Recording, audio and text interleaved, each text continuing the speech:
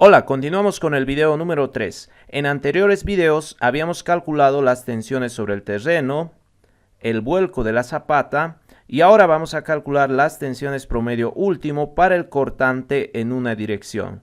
Como sabrán ustedes, el cortante en una dirección se mide o se calcula a partir de una distancia D de la cara de la columna, donde D es el peralte efectivo. Vale decir, altura de la zapata menos recubrimiento menos el diámetro de la base que vayamos a utilizar, que por ahora no lo sabemos. Bien, ahora fíjense que nos dice tensión promedio última. Cuando nos dice última, debemos utilizar nosotros las combinaciones más críticas. Para nuestro ejemplo, que es solamente con cargas gravitacionales, tenemos dos combinaciones críticas, 1.4 la carga muerta, o 1.2 la carga muerta más 1.6 la carga viva, donde ya habíamos visto anteriormente que la combinación más crítica para calcular las excentricidades era la combinación de 1.4 la carga muerta. Entonces, si se fijan, solamente estoy arrastrando estas excentricidades acá. Y mediante la expresión de Navier, yo puedo calcular las tensiones últimas en las esquinas de mi zapata. Por ejemplo, tenemos la tensión 1 que tiene los signos más, tensión 2 menos, tensión 3 menos y tensión 4 más. ¿Sí? Acá se refleja todo eso. Ahora, si voy a calcular, por ejemplo, el cortante en una dirección para la dirección X, vendría a ser esta franja. Si voy a calcular el cortante para la dirección Y, vendría a ser esta franja, ¿no? Entonces, ahora nosotros debemos calcular la tensión a una distancia D de la cara de la columna, que vendría a ser la tensión 5. También la tensión 6. Ahora, ¿por qué voy a calcular dos tensiones diferentes? Porque fíjense, la tensión 1 y la tensión 4 tienen diferentes valores, ¿no? Si bien para nuestro ejemplo que solamente contempla cargas gravitacionales, había mencionado anteriormente que los cortantes y momentos no son tan representativos, ¿no? Tienen valores bajos. Así que en una gráfica esto se verá más o menos constante, pero en realidad, si somos bien minuciosos, vamos a darnos cuenta que no es tanto así, ¿no? Acá yo tengo unos recortes de los textos que estamos viendo, donde, si nos adelantamos un poquito, Luis Garza, por ejemplo, nos muestra una gráfica un poquito exagerada, ¿no? Esto es más o menos lo que nosotros tendríamos. Fíjense, es un volumen un poco raro, no es constante. Eso es lo que quiero que se entienda, ¿ok?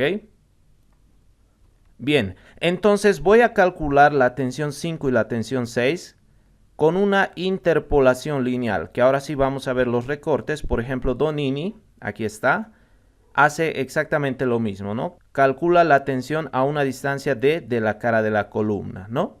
Y luego lo que hace es promediar esta tensión a una distancia D con la tensión máxima, ¿no? Eso le da como una tensión promedio, ¿ok?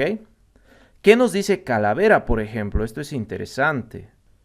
Nos dice, si la distribución es relativamente uniforme o si en sucesivas hipótesis de combinación de acciones los valores normales, momento X, momento en Y, la envolvente de presiones pésimas, sigma T, lo es, dice, resulta frecuente, aunque conservador, calcular los esfuerzos para una presión uniforme máxima. Entonces, ¿qué es lo que hace, por ejemplo, Calavera? Agarra directamente, vamos a nuestra planilla Excel, esta tensión máxima que vendría a ser la 1 para nosotros y con esa calcula una presión uniforme de este cortante, ¿ok?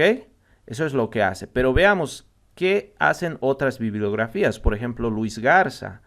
Luis Garza es parecido a Donini, ¿no? Está calculando la tensión a una distancia D y aquí podemos ver nuevamente que lo está promediando, ¿no? Marcelo Romo, por ejemplo, también está calculando la tensión a una distancia D y luego está sacando el promedio de la tensión máxima y la tensión a una distancia D. Roberto Rochel, por ejemplo, fíjense, lo que está haciendo es promediar, aquí podemos ver, las 4 tensiones. Para nuestro caso, la tensión 4, la 5, la 6 y la 1, ¿verdad? Eso es lo que está haciendo. Y aunque ustedes no lo crean, hacer este procedimiento y resulta ser exactamente lo mismo. Entonces, a mí se me hace más sencillo calcular de esta manera. Ahora, he preparado una gráfica en 3 dimensiones, vean, donde nosotros tenemos la zapata con sus dimensiones. Acá tenemos la tensión 1, la tensión 2, la 3, la 4, ¿no? Esta línea representa el cortante a una distancia D de la cara de la columna. Y acá tenemos las tensiones, ¿no? Por ejemplo, tenemos la tensión 1 que es de 0.1695. Si yo grafico con esa escala, resulta que la línea me va a salir muy pequeña, ¿no? Entonces lo que yo hice fue recorrer este punto un espacio a la derecha, tal que vamos a tener ahora las tensiones, por ejemplo la 1, 1.695. Agarramos L, vamos a medir desde acá hasta por acá, ahí se puede ver 1.6948, ¿no?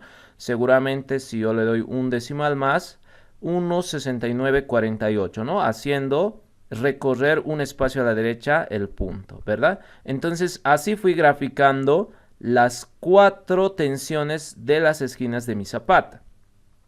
Luego, como ya tengo esta línea de referencia, puedo calcular gráficamente las tensiones 5 y 6 que son a una distancia D de la cara de la columna, ¿no? Vamos a agarrar y vamos a medir esto. Por ejemplo, tenemos ahí 1.6911, pero debo recorrer ahora el punto o la coma, un espacio a la izquierda. Tendría como resultado 0.1691. Vamos a revisar, esta es la tensión 5. La tensión 5 yo tengo 0.1691, exactamente igual. Revisemos la tensión 6. Medimos. Ahí está, 1.6156. Si le recorremos la coma, tendríamos 0.16156. Vamos acá, la tensión 6. 0.16156. Exactamente igual, ¿no? Esta gráfica nos sirve para verificar que la tensión 5 y la tensión 6 calculado con una interpolación lineal es exactamente igual que si nosotros lo haríamos gráficamente, ¿no? Simplemente estamos verificando. Ahora noten, aquí pueden ver lo que les decía, que al no tener momentos y cortantes tan representativos, pues prácticamente pareciera ser que es constante, ¿no? Esta presión o este volumen del cortante, pero no es así. No es así, ¿no? Aquí un poquito exagerado nos muestra la gráfica que no es tanto así. Entonces eso va a hacer que varíe un poquito los resultados. ¿Qué haría, por ejemplo, Calavera? Nos dice que tomaría esta tensión máxima y la haría uniforme para calcular todo este cortante, ¿no? Entonces aquí nos podemos dar cuenta que sí, efectivamente está del lado de la seguridad, es un poquito conservador, pero es aceptable, ¿no? No va a ser mucha la diferencia. ¿Ok? Muy bien. Calculadas las tensiones 5 y 6, alguien me podrá decir, ¿no? Ingeniero, ¿y por qué no ha calculado esta franja en este lado, en la izquierda, ¿no? Porque fíjense, nosotros tenemos la tensión última que es la más crítica en esta franja, ¿no? Entonces no tendría sentido hacerlo en esta. Lo mismo para la franja en Y, ¿no? La tensión más crítica está en la 1, no en la 4 o en la 3. ¿Ok? Bien, la misma idea es para calcular las tensiones 6 y 7. ¿Ok?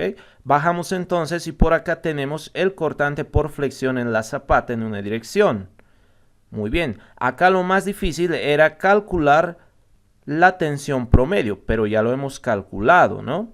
Hemos dicho que vamos a sacar el promedio, aquí está, por ejemplo, para el cortante en X, el promedio de estas 4 tensiones, ¿ok?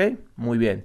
Entonces, reemplazando datos a estas ecuaciones, simplemente vamos a obtener un valor del cortante último actuante en nuestra zapata en X de 186.44 kilonewtons. Y lo que resiste el concreto es 563.01 kilonewtons. Estamos bastante sobrados, ¿verdad? Ahora veamos qué es lo que me ha calculado CIPECAD. Vámonos acá a nuestra zapata del ejemplo, que es la B2. le damos a comprobación, cortante en la zapata. En dirección X, fíjense, tengo 188.25 kilonewtons. Voy a marcarlo acá. Y fíjense, tengo una diferencia de 0,96%, menor al 1%. Es bastante aceptable, ¿verdad? Estoy seguro que si yo tuviera más decimales, podría disminuir mucho más o tal vez exactamente el mismo resultado, ¿no? Pero ya con esta diferencia yo estoy bastante conforme. Veamos para el cortante en la dirección en Y.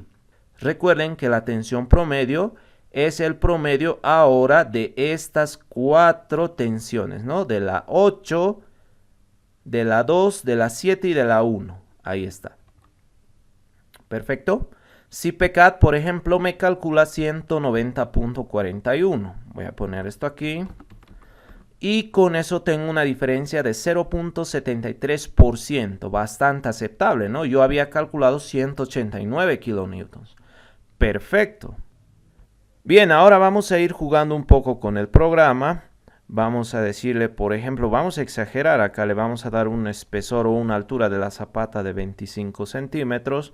Le damos a rearmar. Nos dice, con estas dimensiones la zapata no cumple a cortante, debe aumentarse la altura. Voy a darle a aceptar, comprobación. Efectivamente, ¿no? No se está cumpliendo el cortante en una dirección. Vamos nosotros a nuestra planilla, vamos a darle el mismo espesor, 0.25.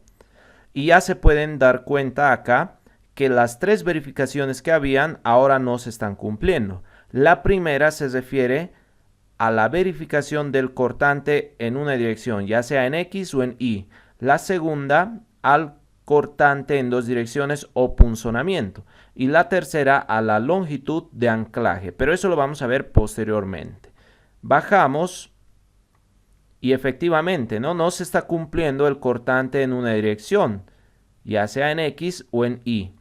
Volvemos al programa, le damos por ejemplo un espesor o una altura de 30, le damos rearmar, vamos a comprobar. Ahora sí, el cortante sí está verificando. Volvemos a nuestra planilla, le damos 0.3 y ya pueden darse cuenta, ¿no? Que acá se ha marcado un check, un OK, pero vamos a verificarlo de todas maneras. Ahí está, ¿no? Podemos darnos cuenta que el cortante sí está verificando, ¿no? Bien, eso ha sido todo por el video de hoy. Nos vemos en una siguiente oportunidad.